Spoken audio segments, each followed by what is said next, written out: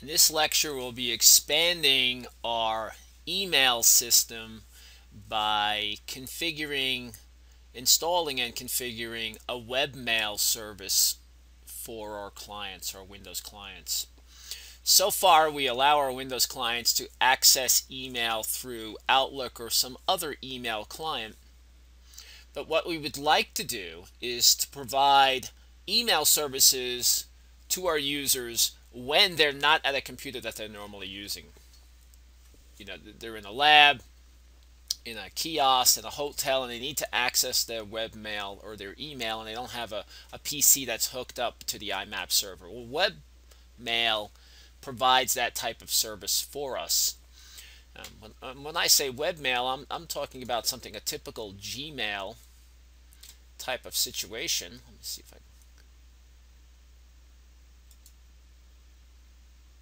and I've set up an account. So here, this is a webmail interface for a Gmail account that I set up. So we want to provide the same type of access for our users on the myslcc.org domain. So let's go ahead and set that up. Before we get going, really to make this work, we're going to be using a couple of different aspects of services we've already configured. DNS, HTTP, Dovecot, and Postfix. All of those must be up and running correctly. And of course DHCP. But this one service is kind of bringing all of those different applications into view and shows us how they're all integrated together. So let's check. First, we want to check to make sure those services are up and running. You should verify that Dovecot, HTTP, and Postfix are all working from the Windows client perspective. That's the key. So you want to check your web server from the Windows client. You want to check your email and everything. I'm just going to verify that they are all indeed up and running. So I'll check Dovecot first. I'll say status, it is running. Then I will check Postfix. That's also running. And finally, I'll check HTTPD or Apache. And Apache is also running.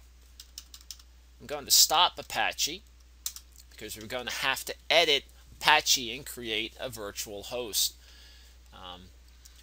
for the web client side of things. Now, before we do that, one of the things we'll want to do is cd into var www, and in here create a directory named webmail.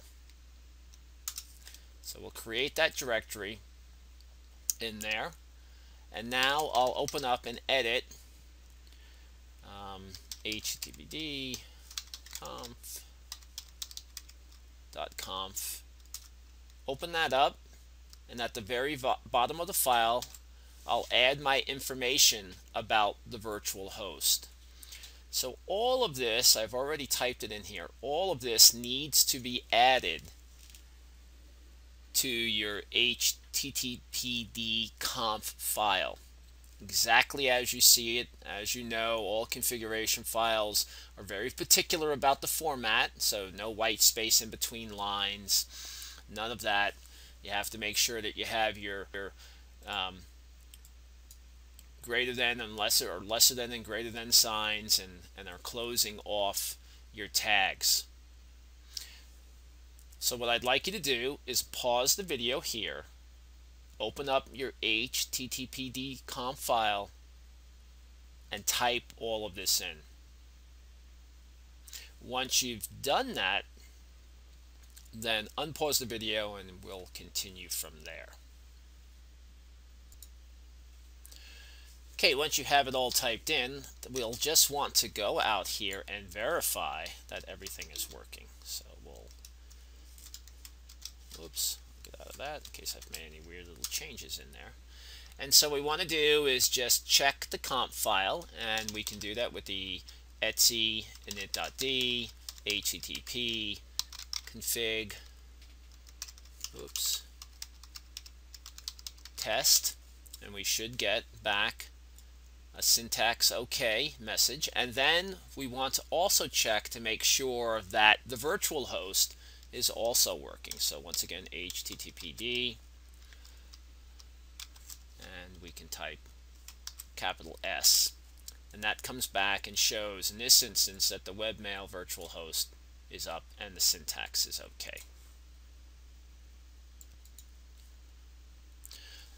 Next thing we need to do is edit our myslcc.org zone so we can put the webmail information in here, because right now there is no CNAME for that host. So we'll do it not bar.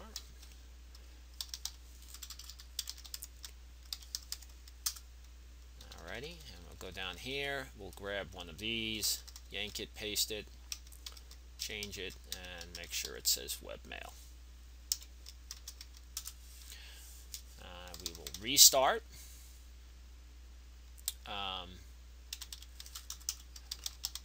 Name.d. Well, actually, we'll restart the HTTP server. We do have to restart that to make sure that. Oh, I had stopped it, so we got to start it up again. And then we'll do an RNDC reload to reload the zone file. Control L, clear my screen, and now I'll dig webmail.myslcc.org. And sure enough, we do get a response back, and everything is looking good so far.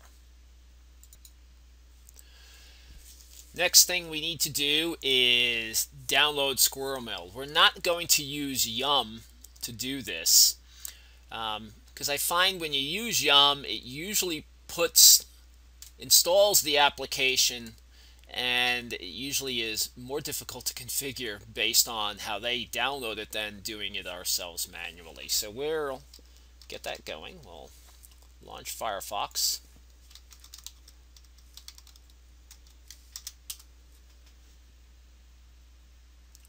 Get Firefox up and going. And what we want to do is Google for SquirrelMail. Oops, get over here, you.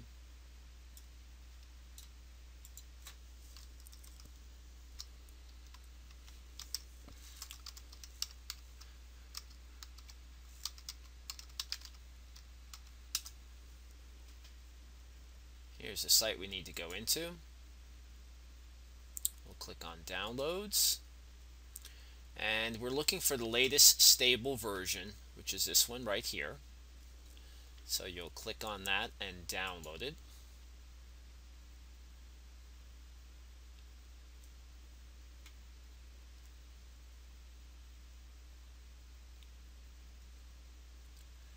We're going to save it.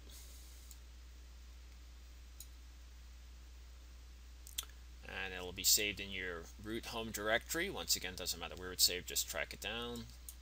Save. Alright, so now we'll close out of this because this is good. And we'll do an ls-l on my home directory. And sure enough, we see this, the SquirrelMail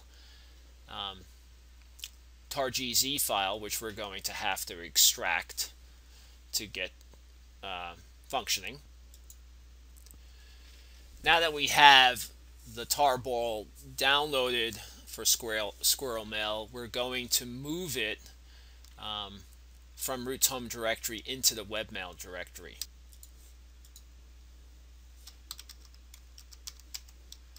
Alrighty, and then we'll just say move from home SquirrelMail and put it right here. Clear my screen. I'll do an ls-l here. We can see it, and now we're going to extract it.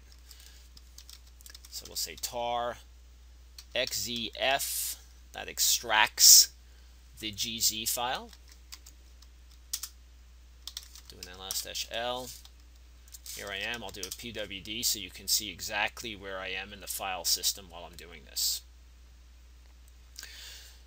So now we have this. We can delete the tarball if we want to. Let's say an rm-r or just f squirrelmail.tar gz. You don't have to do this, by the way. Just make sure that that other directory is still there. That's the key. All right, and to make things a little bit easier, we're going to create a symbolic link that our users can reference when they're actually typing in the URL. So we'll just say SquirrelMail, tab it out, and we'll call it Webmail. SL, that's where I am, and where I am again, PWD. So you can see where I am, and now we've just created this little symbolic link that points to that directory, and that just makes it easier for our users. Okay, so now SquirrelMail has been downloaded, extracted, and it's ready to be configured. The one thing you need in order to make SquirrelMail work is PHP. And you also have to have the PHP package for IMAP also installed. So we can just do an RPM QA and grep for PHP to see if it is installed. And it's not, so we have to install it. So yum install yes PHP and PHP IMAP, because IMAP is the interface we're going to be using to actually deliver the email. Press enter. Allow that to go through the install process.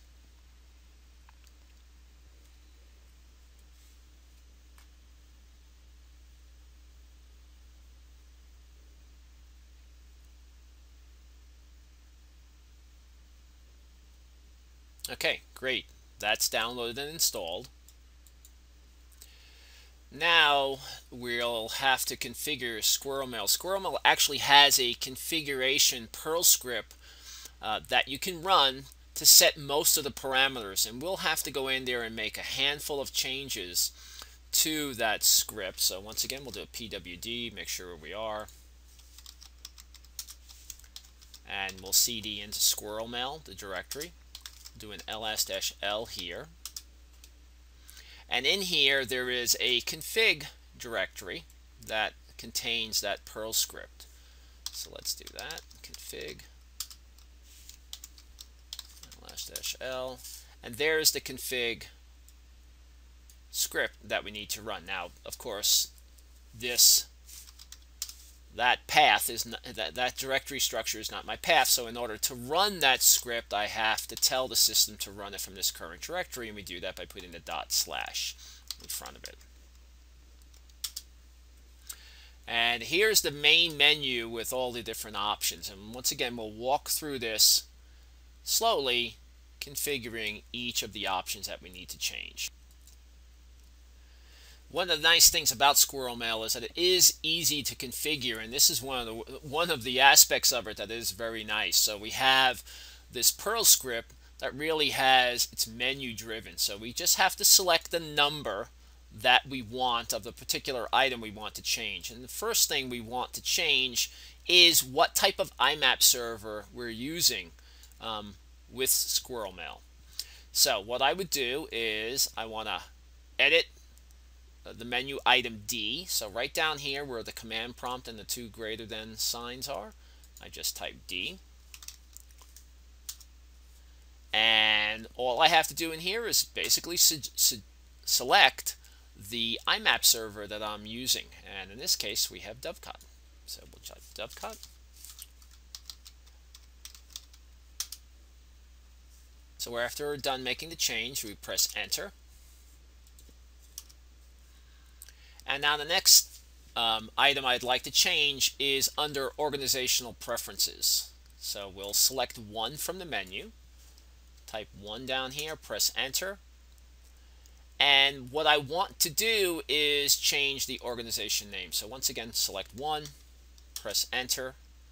And what I'll do is just make it myslcc.org. Right, so right down there, make that one simple change. Press enter. Okay, so now we can see that it's been changed up here. And what we want to do is return back to the main menu. So we'll select R. And now we're back at the main menu.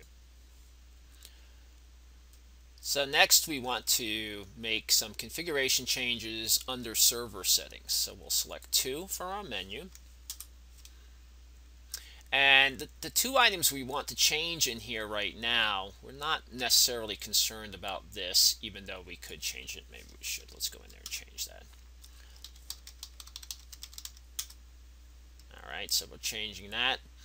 The two main ones we want to change right now, Dovecot, or I should say SquirrelMail, is listening on the local host only, which means it's going to respond to loopback only, and we have to tell it that we actually want it to provide this service through our main interface pointing into our host internally. So we'll select A. We're going to do IMAP first, A. Press enter. And then from here we want to actually configure number 4, and we want to change that and put the IP address of our internal interface. So 4 and then 10.100.0.254. Enter. You can see that the IMAP server has now been changed. That's great. Next we want to change the SMTP settings, which is pointing to the MTA. In our case that's postfix, and we select B here, and then once again we select 4 and put in the IP address. Okay, so now we have both of these changed. You can see the SMTP up here has been changed, and the IMAP one here has also been changed. Return, and we can go back into 2 for server settings, and we can see, sure enough, both that information is now correct and ready to go. Alrighty. Return again. Those are all the changes that you need to make in here. So from right now, what we want to do next is just select Save to save the data. Continue. Before we leave, I do want to show you one other option here. Not something that we have to change, but something we have to be aware of. So select 4 for general options. And in here, you can see the 2 directories, the data directory and the attachment directory, that SquirrelMail is expecting to find, and that's where it will store information for our users. So we have to make sure that these are both created. So under var local, we have to create the SquirrelMail directory. And then inside the SquirrelMail directory, we have to create 2 subdirectories. One named data and the other one named attach. Make sure it's not attached, it's just attach. Alright. So we'll quit out of that. Sure, we'll say yes, we want to save our data, we're done.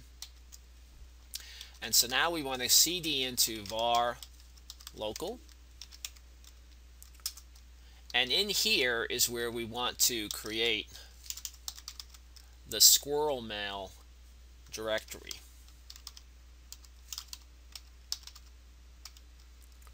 And underneath SquirrelMail, we want to create those other 2 directories. So we'll create that directory, and then we'll cd into SquirrelMail.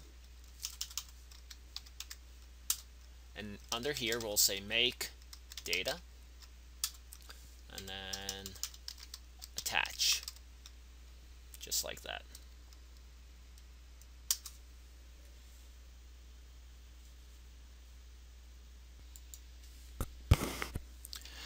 Next, we have to change ownership and some of the permissions on the SquirrelMail and subdirectories attached and data. So let's go up 1. And so what we're going to do is chown it. So let's see where we are, pwd, and we'll use the chown command. And we'll chown Apache as the user and Apache as the group owner of the SquirrelMail directory. Now we do want to make it recursive, so we can go back here and actually put a capital R here. So it makes it a little bit easier. So that will recursively change the ownership.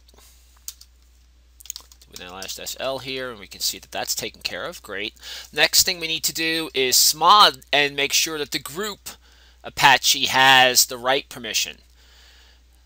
So we can see right here, the group Apache does not have the right permission. So we want to make sure it's on SquirrelMail and the two subdirectories.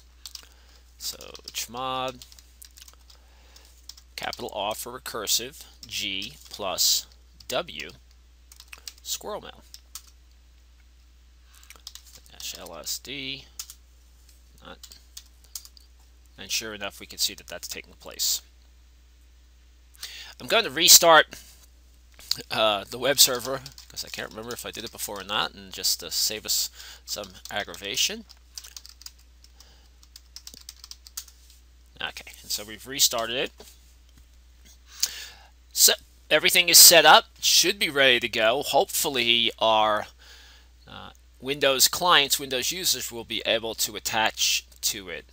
So the next thing we're going to do is actually go to our XP client and try to connect to SquirrelMail.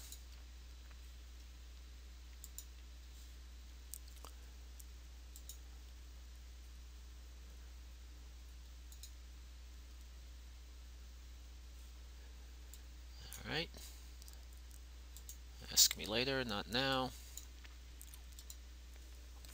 And let's give it a shot.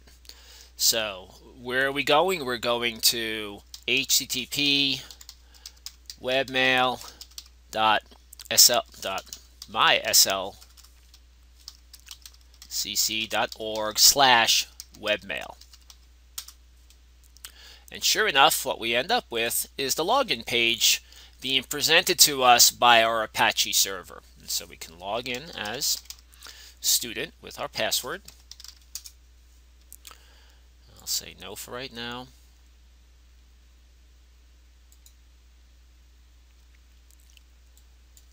Must have typed in there. Oh no, it's still trying to get there.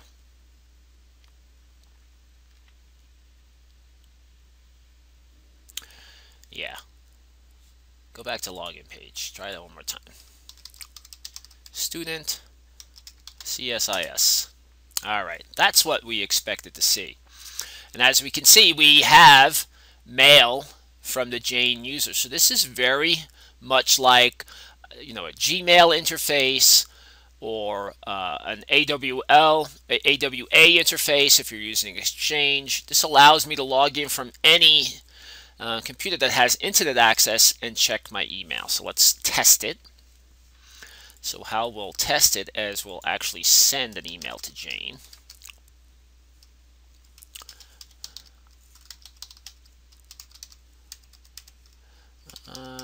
Webmail test.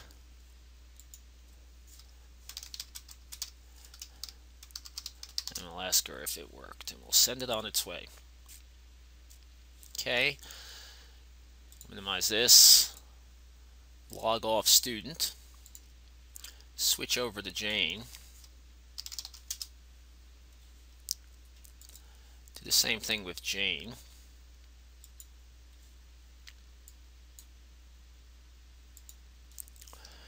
And webmail at sl.my.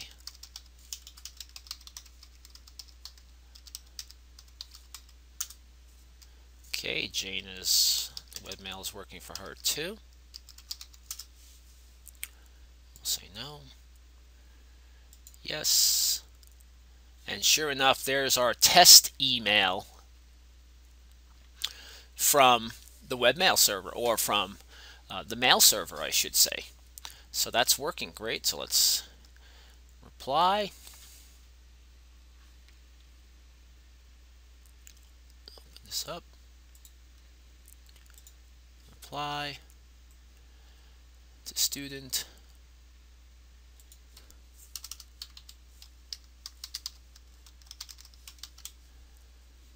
And send. Alrighty.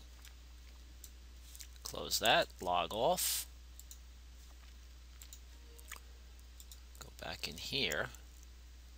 And I think we still have our Outlook. Load it up.